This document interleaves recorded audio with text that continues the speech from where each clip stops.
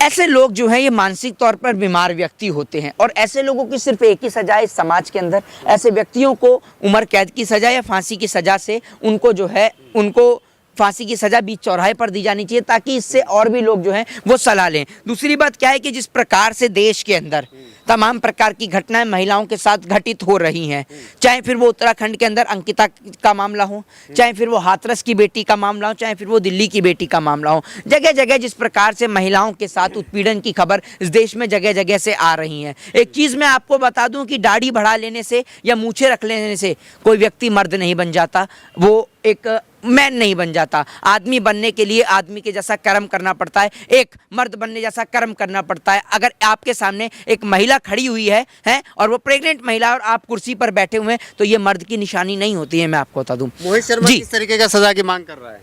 मैं तो फांसी की सजा या उम्र कैद की सजा, दो ही सजा से उस व्यक्ति को जो है संबोधित करना चाहिए, बस, और कोई सजा नहीं। कुछ लोग जो है इस मुद्दे को हिंदू मुसलमान एंगल से देख रहे हैं। कुछ लोग नहीं, ये भारतीय जनता पार्टी के लोग हैं जिन्हों का एकमात्र उद्देश्य भारत देश के अंदर सिर्फ एक ही चीज़ है कि हर मुद्दे को हिंदू और मुसलमान में कन्वर्ट कर दिया जाए। ये हर चीज़ में इनका हर एक मुद्दा इस देश में अंदर इनके अंदर हिंदू मुसलमान का होता है। लेकिन जब उत्तर प्रदेश के अंदर एक बच्चा 11 साल का बच्चा जो स्कूल की फीस नहीं भरने को लेकर वो बच्चा सुसाइड कर लेता है, तब ये लोग नहीं बोलते, तब कोई हिंदू मुसलमान का इनको रंग नज़र नहीं आता, क्योंकि वो बच्चा हिंदू का बच्चा होता है, स्कूल भी हिंदू का होता है, तो ये लोग चुप और मौन रहते हैं। जब इस देश के अंदर उत्तराखंड के अंदर आपने देखा होगा कि अंकिता का मामला होता है, तब ये लोग चुप रहते हैं। कुलदीप सिंह सेंगर के मामले में ये लोग चुप रहते हैं। राम रहीम के मामले में चुप रहते हैं। जब राम रहीम पैरोल पे बाहर आता है, जिसने बेटियों के साथ बच्चियों के साथ जो बलात्कार किया है वो बाहर आता है, तब इनके मुंह से आवाज़ नहीं निकलती है। इन लोगों का काम है देश के अंदर हिंदू और मुसलमान का हर एक चीज़ में हिंदू मुसलमान की प्रतिक्रिया देने का। आपको लगता है कि अगर कोई मुद्दे हो देश के अंदर, दो अलग अलग रिलीजन के लोग हों, अगर वो मुद्दा किसी तरीके से बिगड़ जाए या कोई घटना हो जाए तो ही जो है कुछ लोग इस चीज़ों को ट्रेंड में करवाते हैं? देखिए, मैं आपको एक चीज़ बता देता हूँ सीधे तौर पर। कुछ लोगों का काम क्या है कि इस देश के अंदर कोई भी मुद्दा हो, अभी जैसे हाल ही के वक्त में चुनाव है, चुनाव दिल्ली का भी है, चुनाव गुजरात और हिमाचल का भी है।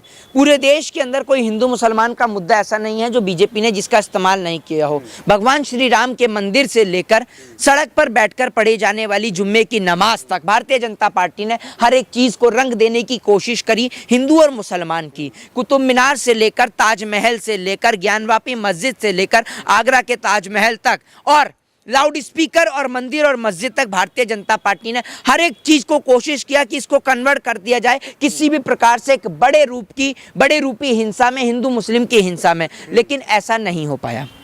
आपने देखा हर जगह देश के लोगों ने समझदारी का प्रयोग करते हुए, क्योंकि आज के दौर में अब लोग समझदार हो चुके हैं। जहां हिंदू और मुसलमान की बात आती है तो लोग समझ जाते हैं कि इन लोगों का काम सिर्फ देश में हिंसा फैलाने का है। और आज के दौर का नौजवान जो है वो समझदार हो रहा है। उसको एक चीज़ ये समझ में आती है कि अगर मैं जेल जाता हूँ तो मेरे बुरे वक्त में मेरा परिवार ही मेरे साथ खड़ा होगा और कोई व्यक्ति मेरे साथ नहीं। जो बेटी है उसके साथ जो आफ्ताब ने जो जिस तरीके से जो है हैवानियत किया है उसने, तो इसको मानते कि लव जिहाद है? देखिए, मैं आपको एक चीज़ बताता हूँ। पहले तो मैं ये नहीं जानता कि क्या लव जिहाद की परिभाषा होती है और क्या लव जिहाद है। सबसे पहली बात तो कि जो बड़े बड़े जितने भी मौलाना हैं उनको उस व्यक्ति के खिलाफ में एक फतवा जारी करना चाहिए कि ऐसे व्यक्ति को, और बड़े बड़े जितने भी स्कॉलर्स हैं, मुस्लिम स्कॉलर्स हैं, उनको अपने ट्विटर हैंडल से ट्वीट करना चाहिए कि ऐसे अपराधी को सिर्फ एक ही सज़ा होनी चाहिए, फांसी की सज़ा। क्योंकि इस देश के अंदर बेटी चाहे मौलाना की हो चाहे पंडित की हो, बेटी बेटी होती है और किसी भी बेटी के साथ गलत प्रकार की घटना या दुष्कर्म करने वाले व्यक्ति को सिर्फ एक ही सज़ा होनी चाहिए और वो है मौत की सज़ा। और पूरा देश आज दिल्ली की बेटी की इंसाफ की मांग करता है और गुहार करता है और उम्मीद करता है सरकार से कि दिल्ली की बेटी को इंसाफ और न्याय मिलेगा, एक निष्पक्ष न्याय मिलेगा और आफ्ताब जैसे अपराधी को सिर्फ फांसी की या उम्र कैद की सजा से। हिंदू बेटियों के साथ ही ऐसा क्यों होता है? अभी आपने देखा कि अभी जो दिल्ली की बेटी के साथ जो ये घटना हुआ, उसके पहले जो है झारखंड में अंकिता नाम की एक बेटी थी, उसके साथ हुआ था। एक चीज़ मैं आपको पे भी आरोपी मुस्लिम था और यहाँ पे भी आरोपी मुस्लिम। अभी आपने एक चीज़ कही कि क्या कहते हैं, कुछ लोग इसको हिंदू मुस्लिम की प्रतिक्रिया देने की कोशिश करते हैं। उन व्यक्ति में और आप में कोई अंतर नहीं है। आपने कहा कि हिंदुओं की बेटी के साथ ही क्यों होता है। बलात्कारी करने वाले लोग धर्म, जाति नहीं, मजहब नहीं देखते। गुजरात के अंदर जब बिल्किस बानो के साथ बलात्कार होता है तो पूरा देश उसको देखता है किस प्रकार के साथ एक गर्भवती महिला के साथ बलात्कार होता है। तो बलात्कारियों की श्रेणी मत तराशी है कि हिंदुओं की बेटी के साथ ही होता है या मुसलमानों की बेटी के साथ, नहीं। बलात्कार इस देश के अंदर जिस भी महिला के साथ होता है उसके साथ पूरे देश को खड़ा होना चाहिए। किसी भी महिला के साथ किसी भी प्रकार का यौन शोषण उत्पीड़न होता है उसके साथ खड़ा रहना चाहिए। किस प्रकार से महिला के टुकड़े कर दिया गया, उसको 32 टुकड़ों में डिवाइड कर दिया गया, क्या आपका सीना कलेजा नहीं पसीजता? लेकिन अगर आप नौजवान के एजुकेशन, हेल्थ और डेवलपमेंट पे चर्चा करेंगे तो मेरे ख्याल से मोहित शर्मा से बेहतर इस सवाल का जवाब कोई और नहीं दे सकता है। तो अगर आपके पास एजुकेशन, हेल्थ, डेवलपमेंट इनको लेकर अगर क्वेश्चंस हैं तो वो जानने की इच्छा पूरे देश का नौजवान भी रखता है कि आज आखिर एजुकेशन, हेल्थ, डेवलपमेंट को लेकर देश की जनता, देश की सरकार क्या सोचती है, उसको लेकर आप क्वेश्चन करिए। कि कोई पार्टी क्या करती है, क्या नहीं करती है, वो हमारा मतलब नहीं है ना, उससे हमारा कोई मकसद भी नहीं है, क्योंकि हम किसी पार्टी से सपोर्ट तो करते नहीं है। हमारी छवि तो एक इंडिविजुअल तौर पर एक आम आदमी को रोजगार चाहिए, महंगाई से मुक्ति चाहिए, बेरोजगारी से मुक्ति चाहिए, बेहतर शिक्षा, स्वास्थ्य और रोजगार चाहिए। यही एक आम आदमी की जरूरत है। पहला सवाल आपसे हमने भारत जोड़ो पे किया है, तो जो भारत जोड़ो चल रहा है उसका तो मकसद ही यही है कि देश में जो है शिक्षा, रोजगार, इन पे बात की जाए, जो नफरत फैलाया जा रहा है उसको किसी तरीके से जो है रोका जाए।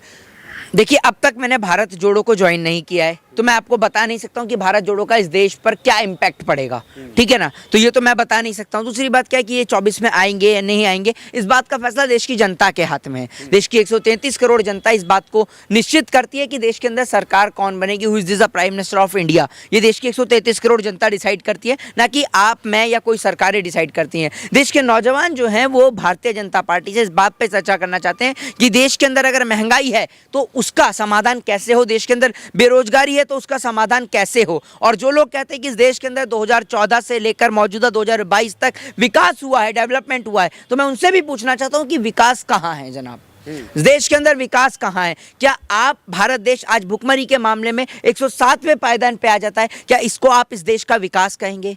क्या बेरोजगारी के मामले में जब इस देश के नौजवान रोजगार मांगने के लिए जाते हैं तो उनका स्वागत लाठी और डंडे के साथ किया जाता है, तो क्या आप इसको देश का विकास कहेंगे? क्या एक और इस देश के अंदर बलात्कारियों को पैरोल पे बाहर निकाल दिया जाता है और दूसरे बलात्कारियों को छोड़ दिया जाता है, क्या आप इसको इस देश का विकास कहेंगे? क्या इस देश के नौजवानों को एक सलाह दी जाती है, उनको कहा जाता है कि आप चाय बेकिए, पकौड़े तलिए, क्या आप इसको इस देश का विकास कहेंगे? कि पढ़ा लिखा नौजवान जिसने बीए कर रखी है, जिसने एमए कर रखी है, एमए सोशियोलॉजी कर रखी है, एलएलबी कर रखी है, एमबीबीएस कर रखी है और इतनी सारी डिग्री हासिल करने के बाद एक देश का पढ़ा लिखा नौजवान व्यक्ति जिसको इस देश की सरकार रोजगार देने में असमर्थ है और वो व्यक्ति चाय पकौड़े तल रहा है या चौकीदारी कर रहा है या फिर तमाम तरीके की जो चीज़ें उनका ठेला लगा रहा है, तो आपको इसको, ये सब चीज़ों को आप इस देश का विकास समझेंगे?